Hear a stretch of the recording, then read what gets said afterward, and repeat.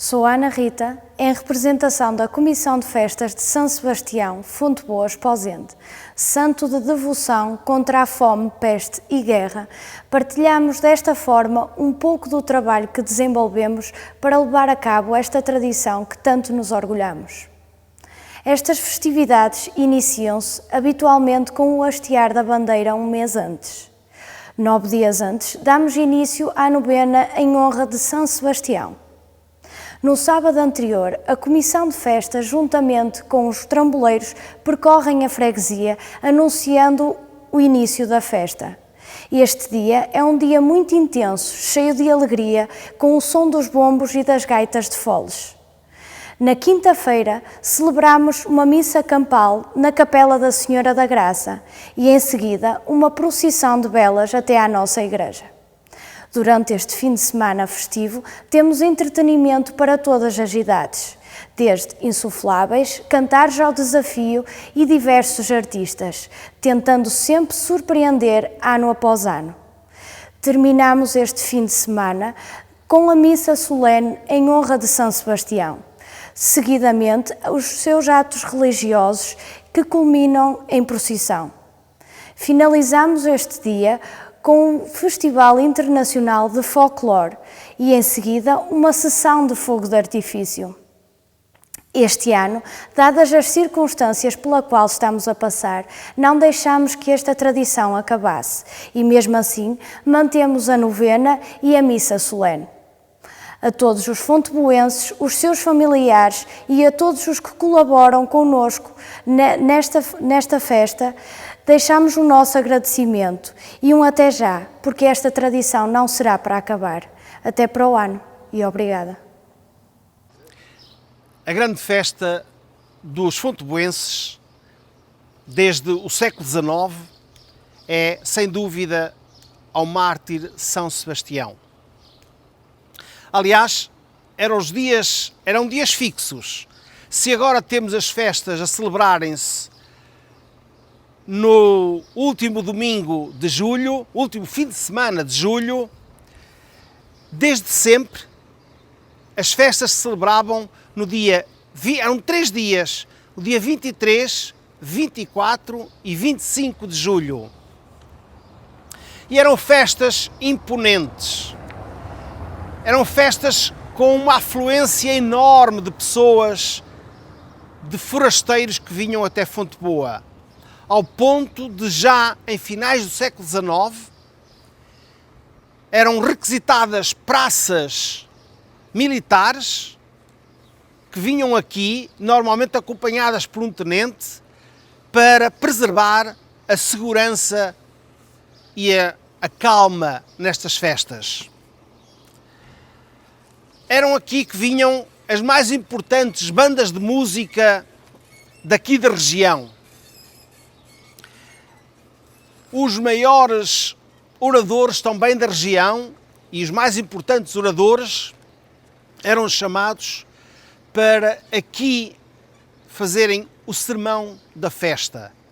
Mas havia também, curiosamente, em simultâneo, reservavam o dia de vésperas também para um outro mártir, para o São Roque. Faziam um sermão ao São Roque.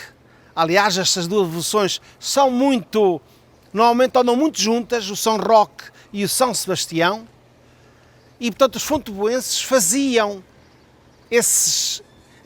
prestavam homenagem a essas duas grandes devoções. O dia de São Sebastião, normalmente, as pessoas eram acordadas com uma grande salva de tiros, de foguetes.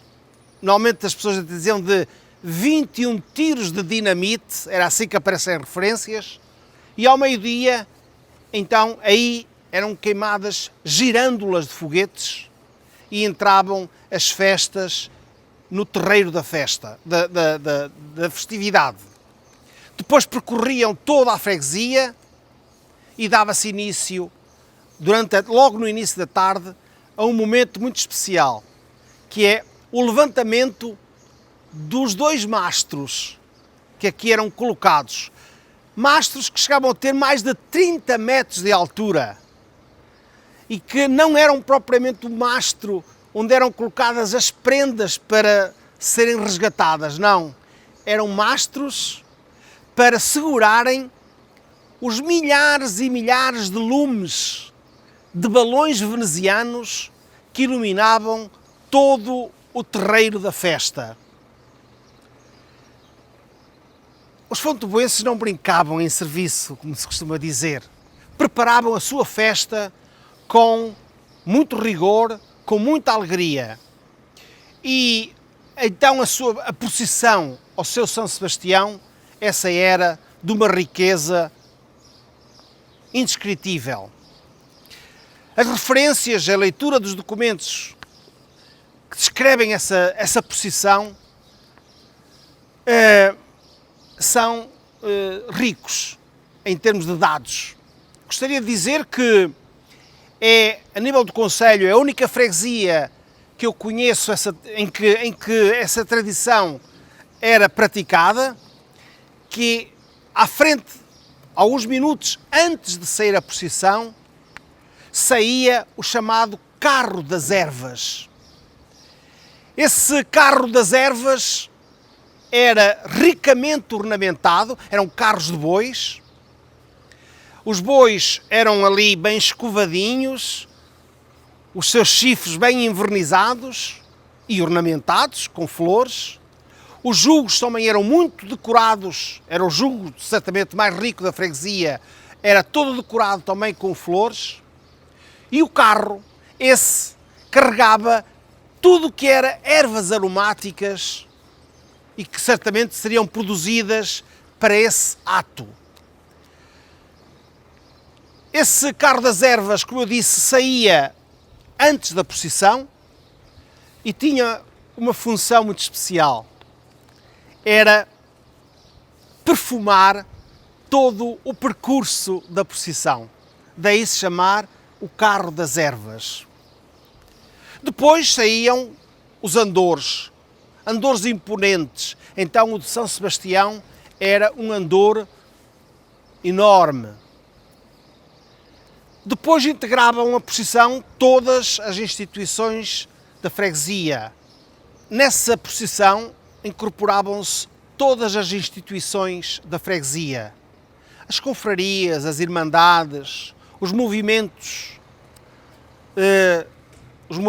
católicos e também as figuras mais gradas, os beneméritos da freguesia.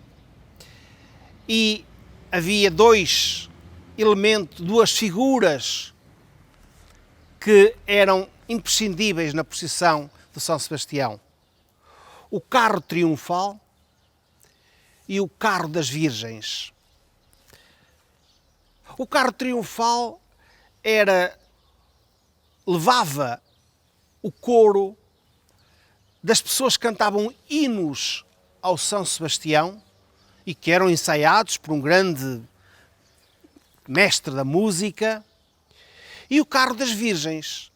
O carro das Virgens, que num dos anos aparece a referência como a carruagem das Virgens, que tem a ver com as meninas que nesse ano faziam a primeira comunhão e que, vestidas de branco, eram transportadas nesse carro, nessa carruagem, e ao longo do percurso da procissão iam atirando flores, rosas a quem assistia. É uma procissão interessantíssima. É evidente que é muito difícil recriar nos dias de hoje essa procissão. Mas não será assim tão difícil alguns desses quadros poderem constituir também elemento da festa, do arraial. E por falar no arraial, há alguns dados que também merecem referência. Em 1900, por exemplo, na festa de 1900, aparece uma nota muito importante a dizer que a Clarinha de Fão montou aqui a sua banca para vender os seus doces. É uma nota muito importante. Outra nota. uma doceira de Barcelos contratou 30 mulheres de Fonteboa para, nesse dia, andarem a transportar os doces de Barcelos para o arraial do São Sebastião de Fonteboa. Era, sem dúvida, uma festa enorme, uma festa onde vinham forasteiros de tudo que era de Viana, da Póvoa, de Barcelos, e era tão importante a afluência de público a esta festa que, a partir de 1904, no convite que era feito aos turistas, aparece mesmo a referência aos turistas que se queiram deslocar até Fonteboa, tinham carreiras especiais que saíam de Viana, de Barcelos, de Braga e da Póvoa. Isto significa e diz qual a importância desta festividade. Estamos na igreja de Fonteboa. Eu atrevo mesmo a dizer uma das igrejas ricas em termos de arte do nosso concelho, com imagens fabulosas, com uma riqueza de imagens não muito normal numa igreja. O padroeiro, o Divino Salvador, que se encontra no altar-mor, mas cuja festa principal não é propriamente ao seu padroeiro. Aliás, o que acontece a muitas freguesias do nosso concelho, em que a festa principal não é propriamente ao padroeiro, mas a uma devoção, não queria dizer, enfim, secundária, mas é assim que se tem que dizer. Neste caso, em Fonteboa, a grande devoção é ao mártir São Sebastião. Eu penso que devemos começar por aí. É que Fonteboa tinha, ao longo dos séculos, teve outra freguesia e depois também teve outra anexa, mas era formada, de certa forma, por 3 freguesias, que era a freguesia de Alapela, que era independente, na Idade Média, e que a sua igreja paroquial era aquela que nós chamamos agora a Capela de Senhora da Graça. E depois teve também, durante muitos anos, como anexa a freguesia de Barqueiros. Entretanto, desanexou-se Barqueiros e foi extinta a freguesia de Alapela. E tudo se centra depois na igreja paroquial de Fontemá. E vale a pena, se calhar, recordar que era assim que se chamava esta freguesia até ao século XVI. Era Fontemá, que estou convencido que tem a ver com uma tradição pagã de culto das águas, o culto das águas, que se praticava numa fonte, uma fonte que se encontra e que foi deslocada do local primitivo e que se encontra atualmente junto à sede da Junta de Freguesia, aqui conhecida pela Fonte do Couto. Essa fonte, que teria umas águas onde as pessoas iam naturalmente praticar cultos ligados à água, cultos pagãos, e por isso mesmo era a terra da Fonte Má. Mais tarde, no século XVI, com D. Frei Bartolomeu dos Mártires, o São Frei Bartolomeu dos Mártires, arcebispo de Braga, agentes de Fonteboa pedem-lhe para mudar o nome, porque já não havia razão nenhuma para continuar-se a chamar Fontemá. Ele, com todas as informações disponíveis, conclui que, de facto, já não havia prática desse culto ligado às águas, e vai ele alterar o nome à freguesia. Estamos no século XVI, vai alterar o nome. Numa visitação que faz aqui à freguesia, vai alterar o nome para Fonte Boa. Daí que é importantíssima a figura de D. Frei Bartolomeu dos Mártires para a história de Fonte Boa. Mas vamos então para o nosso mártir São Sebastião. São Sebastião torna-se um capitão, um homem, um soldado, um general do imperador romano, Diocleciano, mas este não sabia que ele era cristão. Quando chega a essa conclusão, expulsa-o do seu exército e pede-lhe para abandonar Roma.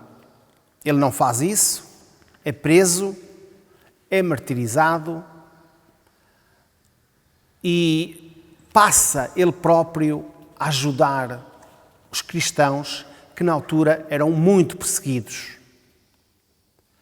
São Sebastião aparece-nos de uma forma muito interessante, a sua representação iconográfica. Ele, de facto, foi martirizado, ele foi colocado à disposição de arqueiros que dispararam contra ele setas e o mataram. Depois foi abandonado na chamada Cloaca Máxima, era onde iam todos os dejetos da cidade, mas ele pede e foi ajudado para ser sepultado junto dos grandes fundadores da Igreja de Roma. Ele aparece-nos assim, em termos de representação, mas isto é uma representação recente. Ele aparece-nos muitas vezes, naturalmente, preso a uma árvore. As setas não aparecem, algumas das vezes as setas não aparecem ligadas ao corpo do São Sebastião, e ele só a partir de uma corrente italiana já do século XVI, é que a figura dele aparece como jovem, esbelto e desnudado. Era a tradição italiana do belo, da beleza humana. E é assim que ele nos aparece aqui representado, porque ele muitas vezes aparece-nos já velhote, com umas vestes bem diferente desta representação que temos aqui na Igreja de Fonte Boa. O São Sebastião é advogado da guerra, advogado contra a guerra, contra a fome, contra a peste. E é de notar que